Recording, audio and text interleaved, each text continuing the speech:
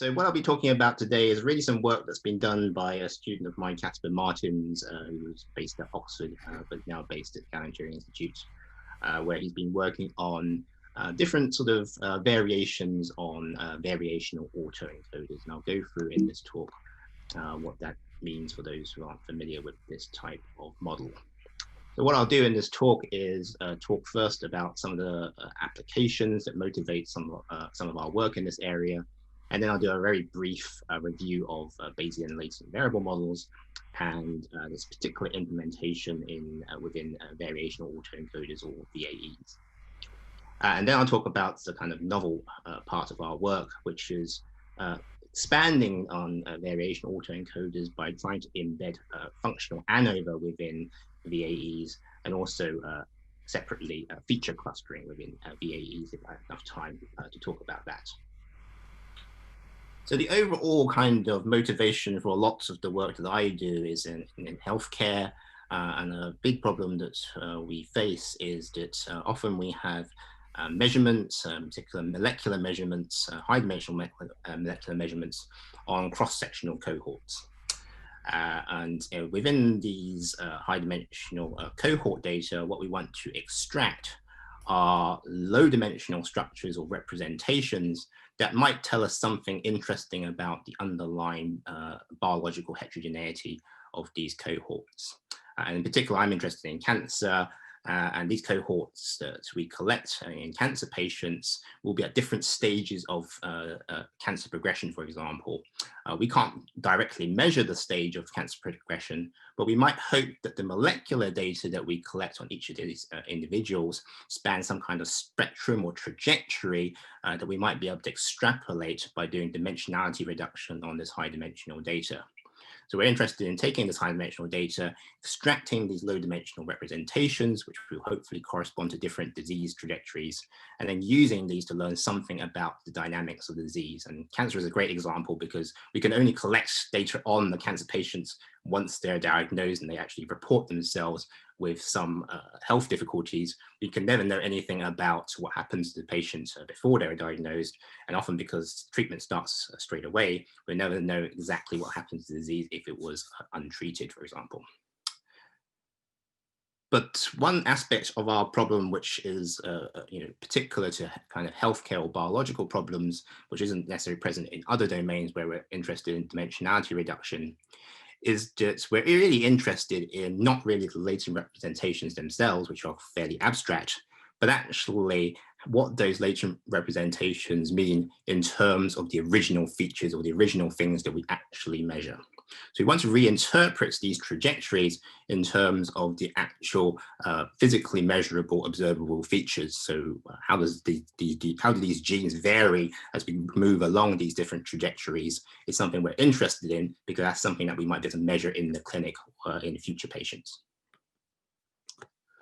So the way that we typically tackle this type of problem is through latent variable models. And for the purposes of this talk, I'll sort of describe the general statistical modeling framework. So I'm going to use Y to denote some high-dimensional observation vectors that we collect on our patients, for example. C is going to denote some observed covariates. And if I was just doing a regression problem, then I'll just be regressing Y on C. But what we're going to add in is a variable Z here, which is going to denote some latent low-dimensional vector associated with each of our individuals or samples. And we're going to use Z to try and discover or identify some structured residual source of variation, which is not explained by our covariates and can't be attributed to random noise. So there are two particular applications or real problems that really motivate us. One of them is looking at gene expression variance decomposition. So on the left-hand side here, I have 3 genes. And the blue and red curves signify 2 different experimental conditions. What I'm interested in is trying to explain the variation in those genes as a function of a latent unobserved variable that I want to kind of learn from this data, and to explain some of that variation in terms of the observed covariate C in this case, which denotes the experimental perturbation. and potentially also any variation which can be attributed to some interaction between that unmeasured latent variable and the measured experimental perturbation. I would like to then attribute a proportion of the variance that I see in my data to each of these different components. So essentially I want to do ANOVA, but with this kind of latent variable in there that needs to be discovered from my data.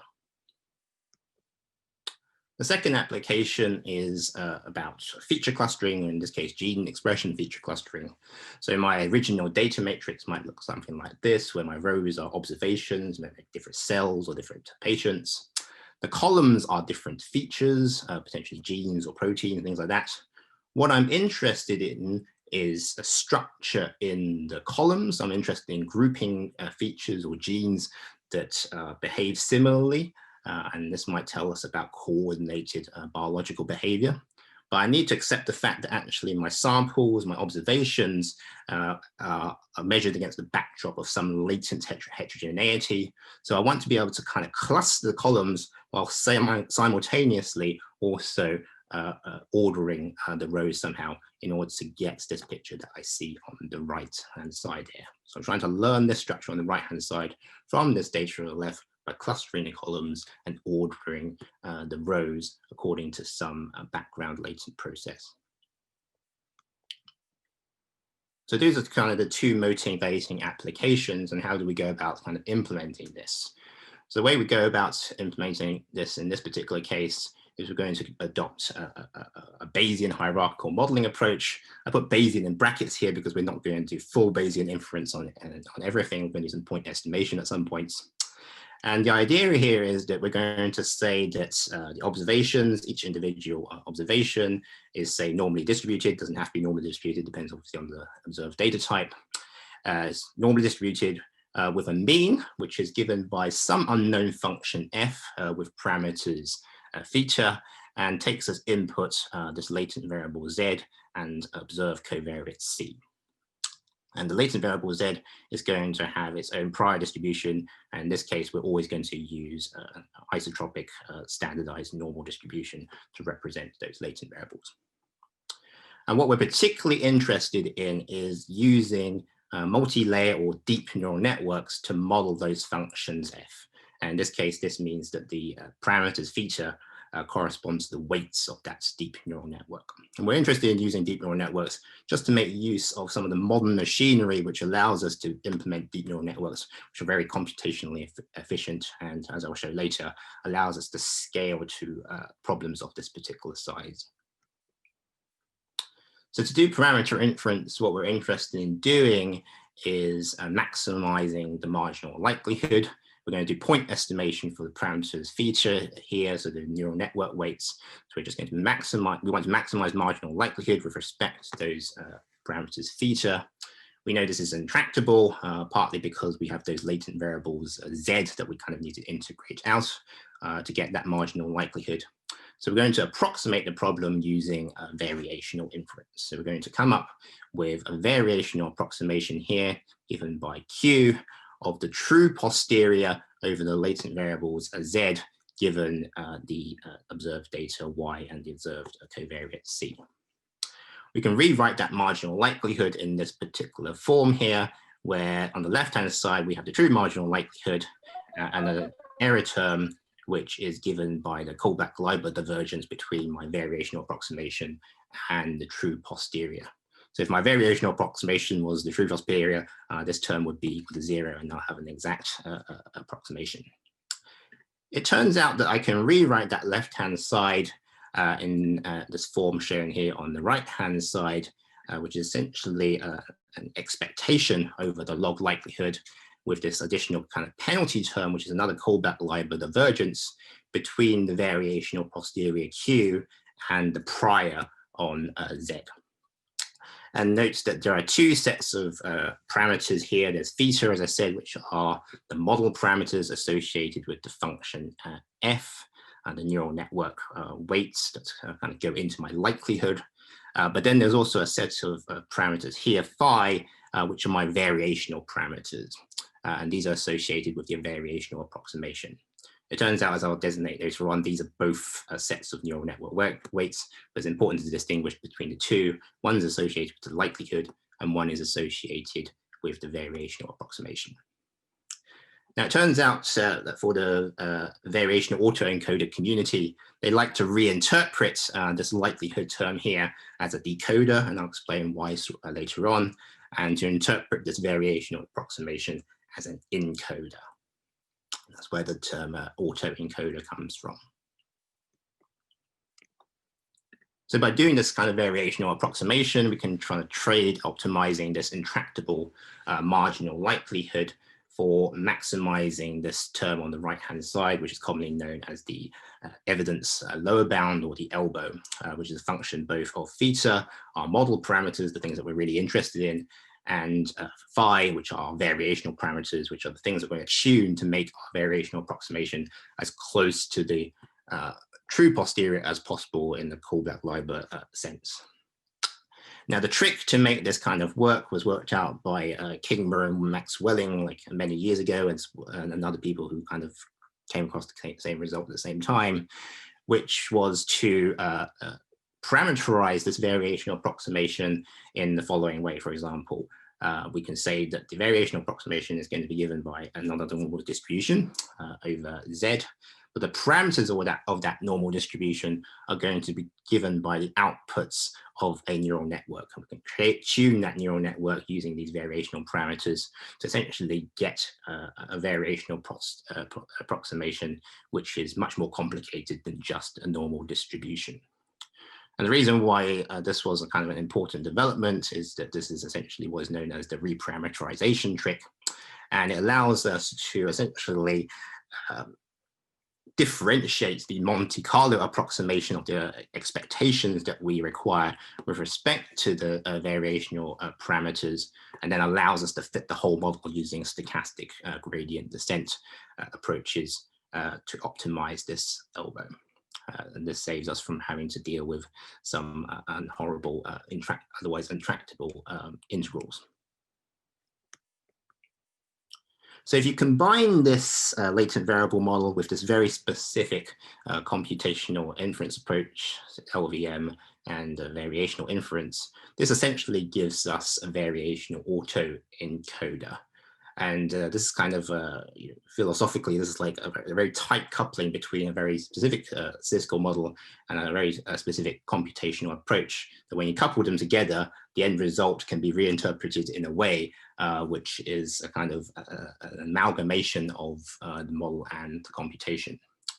And in the VAE literature, people tend to talk not so much about the variational approximation of the latent variables. They talk about an encoder, because you can interpret this variational posterior of Z given the data as essentially a device which takes in potentially a data point and projects it, or probabilistically projects it, from the data space into the latent space. So any point Y in the data space can be seen to be projected via the variational posterior, or the encoder, into the latent space, and that projection is itself a distribution.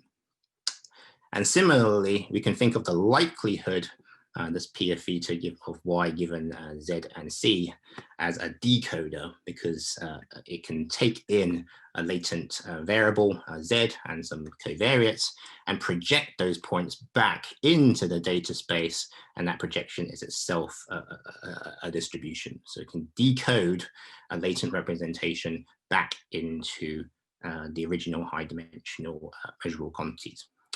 And so we're training a variational autoencoder. What we're trying to do is essentially complete the loop on this encoding and decoding cycle, so that anything that is encoded by this encoder can be decoded to give you back more or less the same results. And so training a VAE is about matching the encoder and the decoder so that you can get this encoding and decoding cycle closed.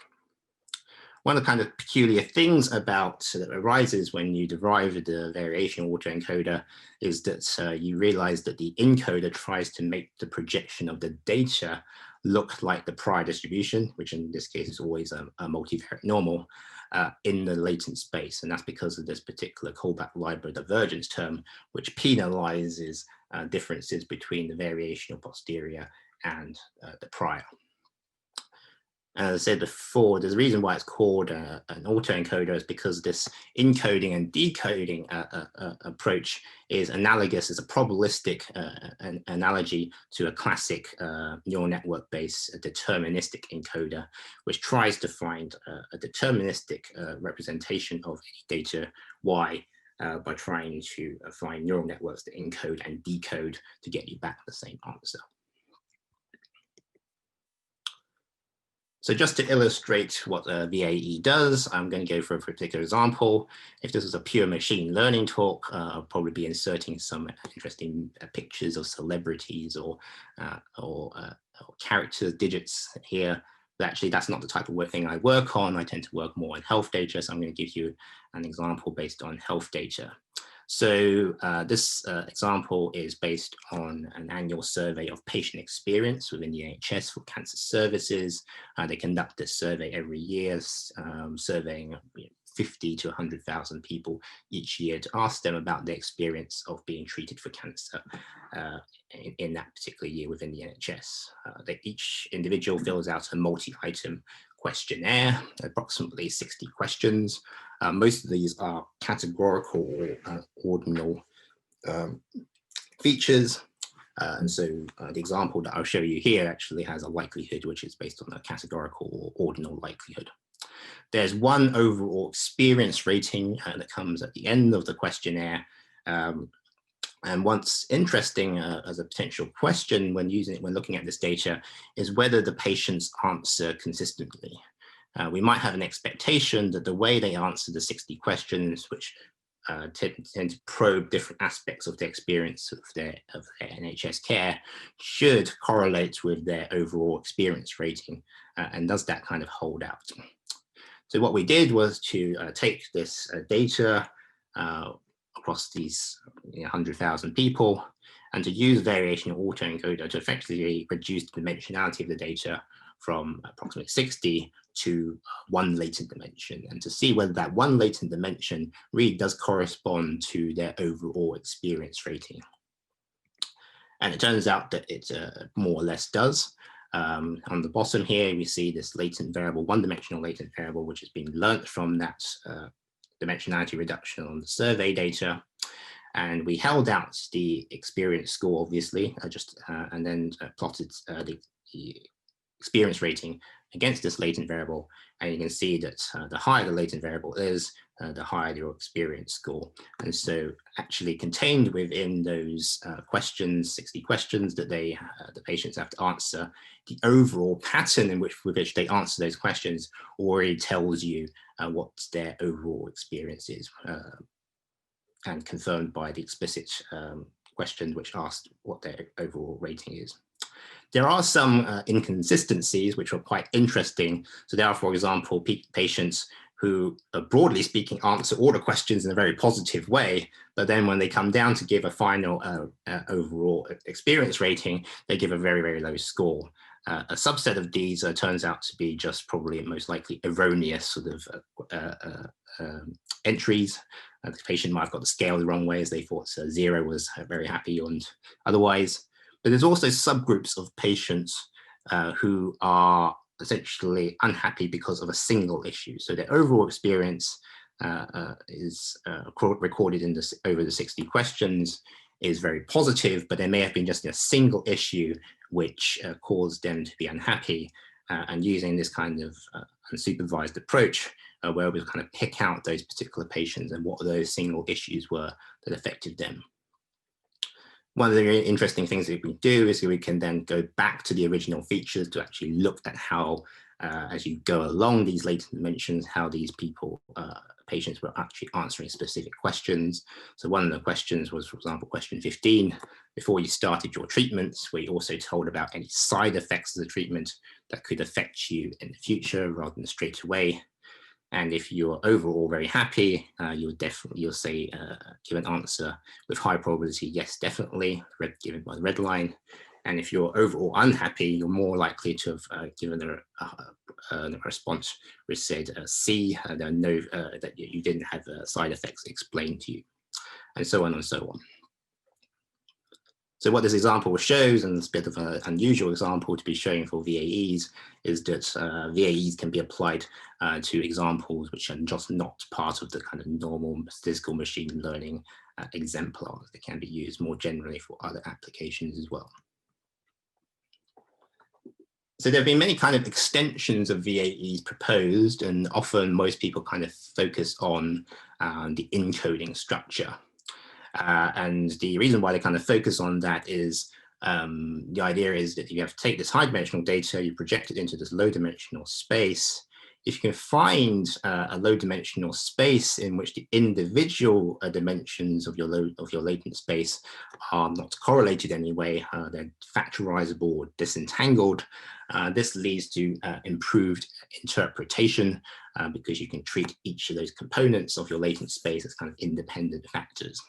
And so there's been a lot of work in this particular area, starting perhaps with Arena Higgins at DeepMind with the beta VAE model, but then other people also at DeepMind, I think, with factor VAE and many others, which are purely designed to find encoding structures which encourage these kind of independent components in the latent space. And this focus on the encoding structure for latent space and just doing this kind of disentanglement, as the machine learning world calls it, makes sense for a lot of applications, particularly in imaging and vision, particularly where you're performing a purely unsupervised learning or discovery. You just want to find latent representations, which are predictive, for example, or yield a new insight into subclasses of your data. And in the case of images,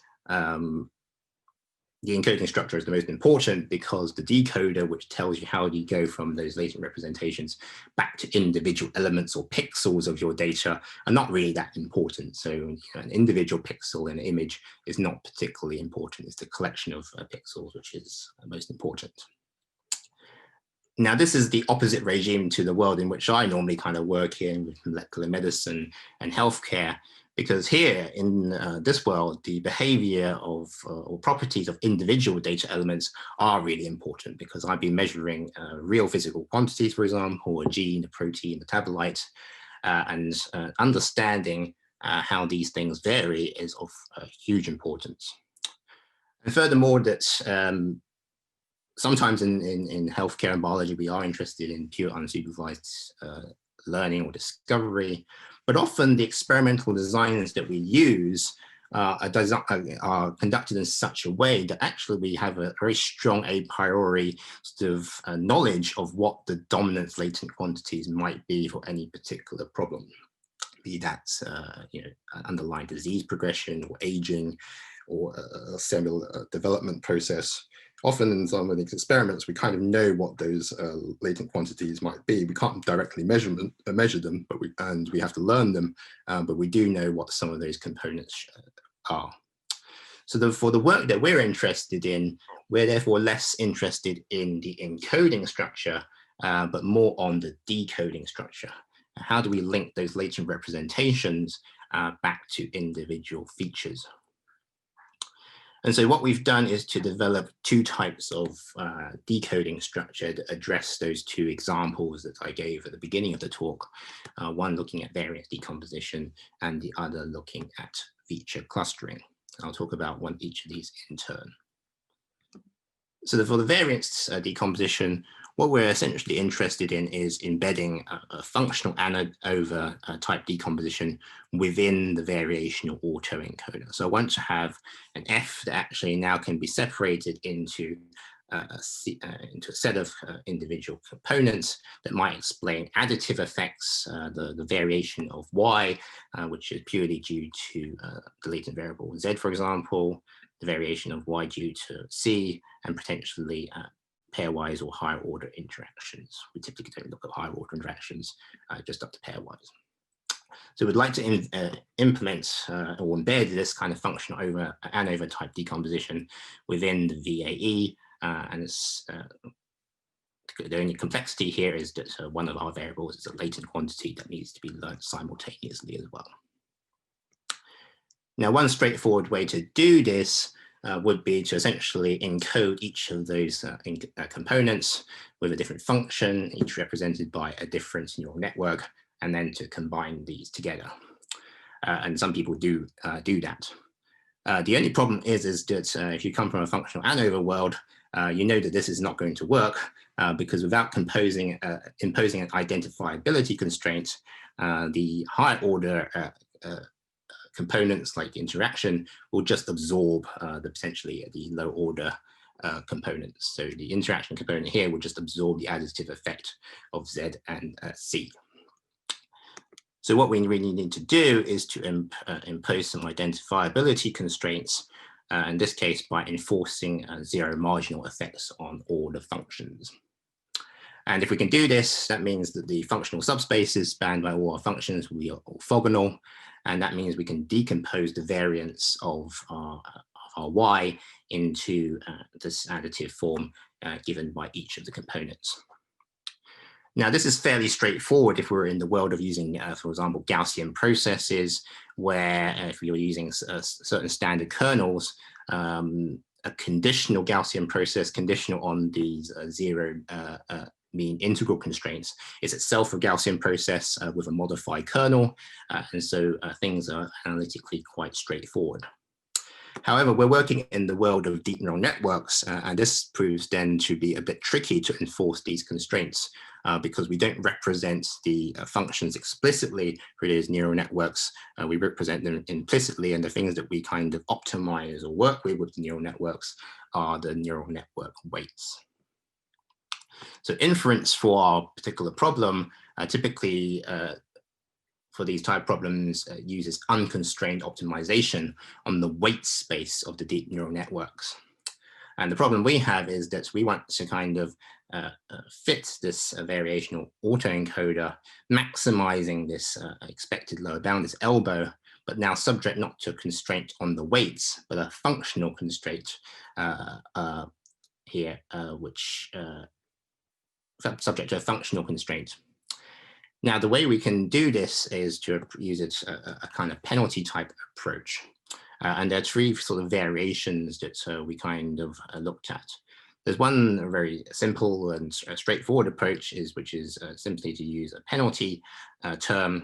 We have the elbow, we add the squared norm of the functional constraints that we want to impose, and we have a penalty parameter nu here, and we want to kind of optimize the elbow simultaneously with this penalty term added on. Hopefully, as we drive this penalty parameter nu to infinity, we will get a solution for the parameters theta that will maximize the elbow while simultaneously satisfying this constraints that the integrals over the functions are equal to 0. Now, a different approach might be to take a Lagrangian multiplier approach and to optimize at the same time some Lagrangian multiplier and do it that way as well. The approach that we actually settled down with was to take a combination of hybrid approach known as an augmented Lagrangian approach. And as always with these things, when we started looking at these problems, we realized that someone had kind of solved it about 30 years ago. So Platt and Barr published a paper in what was then called NIPS in 1988, where they tackled essentially the same problem of optimizing a neural network subject to functional constraints. And they came up with this augmented Lagrangian approach, which essentially combines the penalty method and the Lagrangian approach within the same optimization. This is what turned out to work okay for us. We still need to do some numerical integration, but it was okay because we were interested in low dimensional latent spaces. It's a bit more challenging if you're interested in high dimensional spaces, and that's for future work. So why does it work? If you use penalty methods, the efficiency of the method all depends essentially on fine tuning of the penalty parameter nu. So on the left here, you see a plot where each line corresponds to a kind of different optimization run. And depending on what the penalty parameter is, the convergence is slower or faster, depending on the value of nu. If you use the Lagrangian approach, it turns out that the mathematics tells you that you end up with something that looks like a second order harmonic differential equation to solve. And as a result, you get this kind of harmonic oscillatory behavior if you use the Lagrangian approach to optimize your elbow subject to these functional constraints. The augmented approach essentially uses the penalty term to dampen the oscillations from the Lagrangian approach. And because we have those two terms in there, what it means is that we benefit from the optimization of the Lagrange multiplier, but we no longer need to suffer these oscillatory effects because we have this damping from the additional kind of penalty term. And we found that this augmented approach worked quite well for optimizing the elbow subject to these constraints for our particular problems. We didn't really explore any further. One thing we did notice, though, is that if we fit this model as it is that we often ended up with variance components with a very sort of small amount of variance always attributed to them. And so we were more interested in kind of sparse solutions in order to sort of simplify our interpretation of the model output. And so what we did was to essentially extend our kind of likelihood model by essentially associating each of these components with a Bernoulli random variable, which essentially turns on and off that variance component, and to do inference over these additional on-off variables as well. Now, of course, we don't want to kind of treat them as discrete in our particular framework, because otherwise we'd have to do this discrete optimization over these Bernoulli random variables. So we took advantage of some work done by Chris Madison and etc. in Oxford a few years ago, where they've come up with these continuous relaxation or concrete distributions of discrete random variables or Bernoulli random variables. And this allowed us to have representations or distributions which we can reparameterize and do inference using stochastic gradient descent. So we didn't have to do any sort of discrete optimization for these models. So adding these two things together, this picture just gives you a kind of overview of our decoding structure for what we call a neural decomposition model. And the idea is that there isn't just a simple straightforward function that takes us from the latent variable Z and the covariate C straight to the observation data. Instead, Z and C pass through these different encoders, which can encode the different variance components, and how complex you want those to be will depend on the nature of your particular problem. And the output of these decoders is fed through these masks, which characterize these Bernoulli random variables, which add a layer of sparsity, and then the data is the sort of aggregation of all these different components. So here's some examples of that at work. So on the left-hand side here, it's just a very simple two-dimensional data set, two features. In the first dimension, we have something that looks like a Gaussian, if you knew what the true latent dimension Z was. And the effect of the covariate is essentially to shift the level of that kind of Gaussian-like hump up and down. And in the second dimension is a signal that goes from a low level to a high level as a function of Z. And you might be able to see that there's a little bit of an interaction between C and Z towards the right-hand side. Here, there's a little twist. This was simulated with an interaction effect as well. And so with this neural decomposition VAE, what we're able to extrapolate from that two-dimensional data, which I've plotted the Z here, obviously we wouldn't know that, it is able to find what that latent dimension Z is, and therefore extrapolate that the first feature has this Gaussian-like shape when it's purely a function of Z. And in the second dimension, it has this signal that starts low and then increases as a function of Z. It has worked out that the effect of C is to simply just raise the level of the signal. And it was worked out that for the first dimension, there is no interaction effect, and that was true. There was simulated no interaction effect. But it's worked out that for the second dimension, there is this kind of twist, and it's worked out that there is an interaction effect going on. And on the right-hand side here, we see that variance attributed to each of these components given by these bar charts. Why is this kind of useful? Well, first of all, we compared this against an equivalent model built using Gaussian processes. As I talked about earlier, if you use a Gaussian process, it saves you having to do some of this constrained optimization, because you can do some of the integrations analytically. What we show here in the top row is that the model fitted using our neural network approach gives you more or less the same functional mappings as a Gaussian process type model. The more color you see here, essentially on the top row, the more the discrepancy between the neural network and the Gaussian process model is. So the discrepancies are quite low for the same data set. On the bottom row, though, if you don't impose those identifiability constraints on the neural network, then of course you end up with potentially a completely different set of functions given by a neural network compared to the GP. And although in terms of prediction, your neural network will give you the right result, it won't actually give you the underlying variance components which are correct.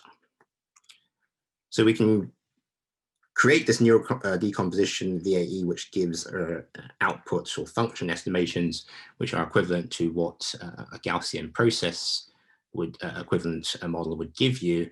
But the real gain is the compute and memory usage. So even though we used all the tricks possible with our Gaussian process limit implementation, it still really suffers when we increase the data dimensionality, and that's just something that we can't get away from.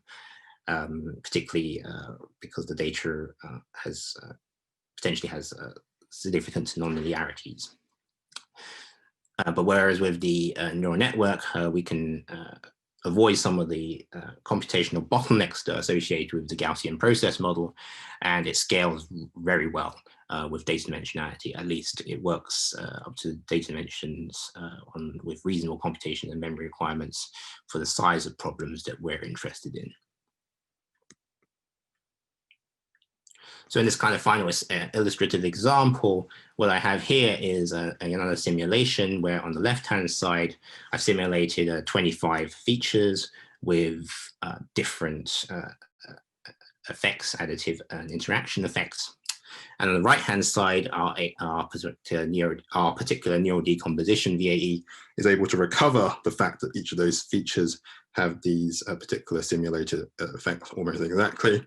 That's fine. That's kind of expected. What is kind of important here is that the models in the middle are essentially simpler versions of what we have on the right D. So the linear conditional VAE essentially assumes there's no non-linearity in the data, and it estimates these kind of feature importance values, which are incorrect. And if I don't if I don't impose identifiability constraints in column C with this naive neural decomposition approach, I also don't identify the variance components properly. And the reason why we kind of did the simulation was to highlight the fact that without these identifiability constraints, you can't attribute variable importance properly. And unfortunately, in the world of computational biology, there are people who use linear models or these decomposition models without these identifiability constraints, and therefore some of the things they report are unlikely to be real and probably artifactual. So that was about embedding variance decomposition within VAEs. I'll just finish this talk by talking about our second sort of main application, which is feature clustering.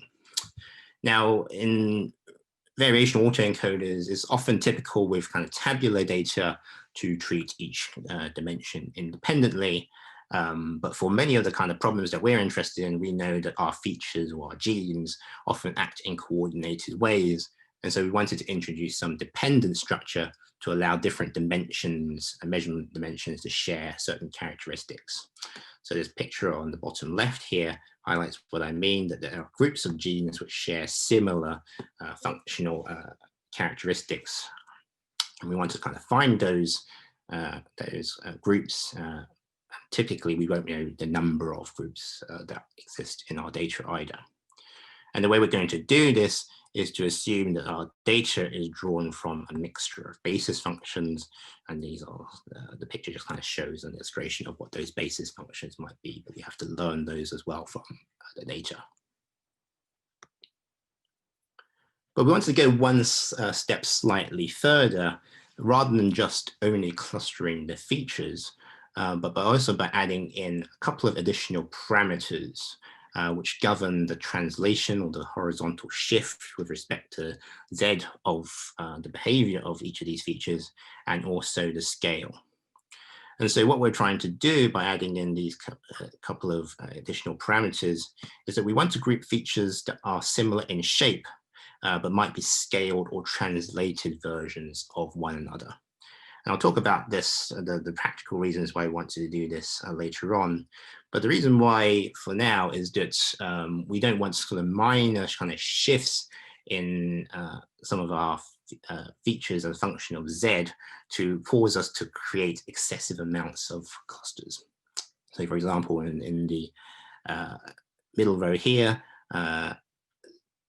these different features have different scaling, kind of want to group them together if the scaling is not something that is important. On the right-hand side here, I have three different groups of functions which are the same shape, but they're just kind of occurring at different locations along the Z dimension, latent Z dimension. I might, under certain circumstances, want to group those together as to form one block of features to have the same shape, but not necessarily occurring at the same point in time. And if we can do this, and it's perfectly possible to do this, we can get out and extrapolate different measures of feature similarity. So here I've just a simulated example of a data matrix where I've already kind of ordered the rows and clustered the columns for illustration purposes. There are 5 blocks of features, and there's some heterogeneity going down the rows. If I were to cluster the features using this mixture of basis functions approach, I should be able to kind of pick up these kind of 5 blocks and be able to understand how the expression measurements vary as a function of Z, this latent variable, within each of these blocks. And here I've done it only with scale invariance. So I've grouped all the features which have the same shape but different kind of scales together in one block. But when I add in translation invariance as well, those first three clusters here, which have the same shape but are just shifted versions of one another, are actually grouped together in one cluster if I impose that translation invariance as well. And what this means is that if we're looking at measuring similarity between different features, what we might do without this kind of model-based approach in an ad hoc way might be to use something like Euclidean distances or correlation measures to measure feature-to-feature similarity. And you might be able to see some structure within that, although it's not likely to be particularly clean. If you use a kind of linear model, essentially this linear basis VAE is like a mixture of factor analyzers for people familiar with that type of model. You can see some of those structures, but because of the linearity constraints, and this is nonlinear data, you might see some artifacts which shouldn't really be there. If you have scale invariance, we can see this lovely blocks, 5-block structure, which corresponds to those 5 simulated groups. But by adding in the translation invariance, those first 3 groups are actually come together to form one block, which groups together all the features that has the same shape, but potentially have different scales and which are maybe shifted version of one another.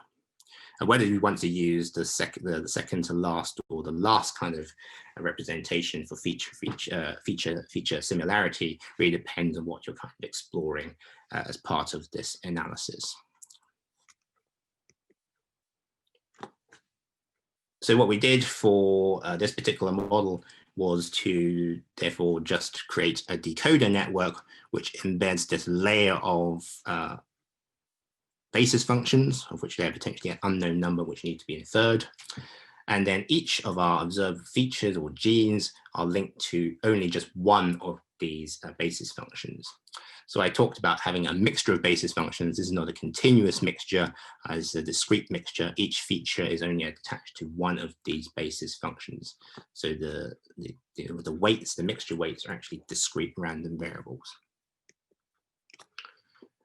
And so those mixture weights, in fact, coming from a categorical distribution. So I only pick one of those basis functions to explain each of my features at any one particular time.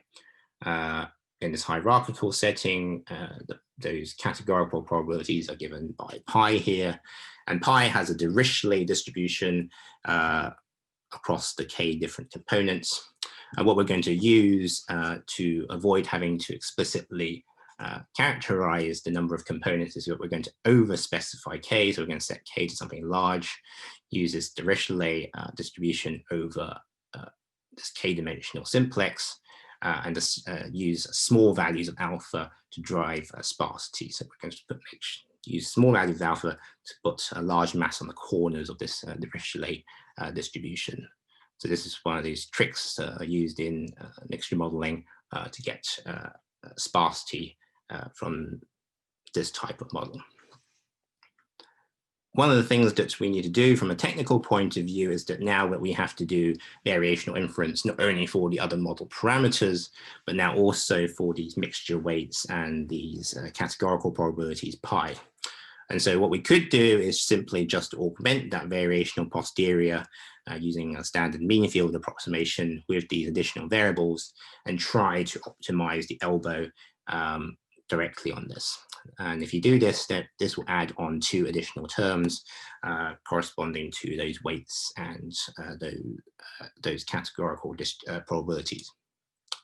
The only problem is that if we do that simple mean field approach and explicitly have those 2 variables in our model, the variational the elbow optimization is going to be really hard because of this term highlighted in blue here, which involves this integral over pi. That turns out to be a pretty horrible integral to do numerically if we have a large number of components. It turns out, thanks to some work by James Henman on a related problem many years ago, that it is possible to analytically integrate out pi from this expression. And if we can do that, then we end up with what we call a collapsed elbow. So we've integrated out pi from this elbow, and so we only need to optimize the weights W. And this proves to be critical, actually, for making this particular model work. And all the examples you've shown use the collapsed version of this inference. On this next slide, what I show you is why it's kind of important. So if I used a fixed categorical probabilities, I do get some assignments of features to particular clusters, and it does look fairly sparse if I choose the level of alpha properly, but it's not perfect, and the performance varies depending on whether I include translation invariance or not. If I do use non-collapsed inference and I explicitly optimize the elbow for a W and the categorical probabilities pi, that improves things somewhat. The result is a little bit cleaner in the middle here, but there's still some uncertainties with some of the inference. Some features are not assigned very well to particular clusters, and there are probably more clusters than there are that really exist.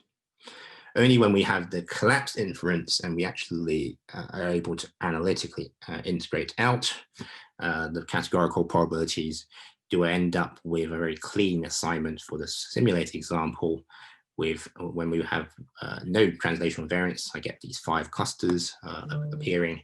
But if I have a translation invariance, then I only have 3 clusters as I expect. So using collapsed inference for this problem turned out to be pretty critical for ensuring that our results are sparse. And so all of this, surprisingly, was really to solve what seems like a really kind of benign problem. And this is an example which just kind of illustrates that. So here we have 8 genes. If we didn't have translation invariant clustering on the features, what I would do is I'd group each of these 8 genes into a set of clusters, a red one, a pink one, a light green, a blue, etc. But if I impose translation invariance, I get a smaller number of groups. So the second and third genes will be grouped together, and the last 3 genes will be grouped together as well. And this really just solves a really practical problem that we often face when we're analyzing these types of data sets in computational biology, is because many of the existing feature clustering tools will only give us the result that I show you on the top row. And what happens when we retrospectively look at this type of data, particularly with our kind of colleagues in the biological sciences or the clinical sciences, is that they'll probably tell us, hang on, Chris, the second and third genes more or less look the same. They should be grouped together. It doesn't make sense to put them into separate groups. And so without this model-based approach, what we'd have to do practically is to post hoc curate this data and curate the clusters and join them together. And so this model that we've kind of come up with was really just motivated by the fact that often we were just doing a lot of this ad hoc work to refine our clustering. And this approach allows us to really just do that automatically in a principled way. So I think I'm just going to conclude here by just saying that I presented a couple of variants of variational autoencoders, really designed to specifically address some really practical problems linked to the analysis of broadly tabular data, but in this case, very much motivated by my work in genomics. I've shown you some applications which are, very different to sort of typical machine learning examples, and illustrate reasons why we might need to extend the kind of more common methodology with these novel tweaks. What I hope to have shown is also that the reason why we use these VAE implementations, there are other ways of doing it, but by using these VAE implementations, using modern neural network programming frameworks, we're able to build very fast and scalable algorithms very quickly, which are robust enough for us to use practically for real data analysis problems.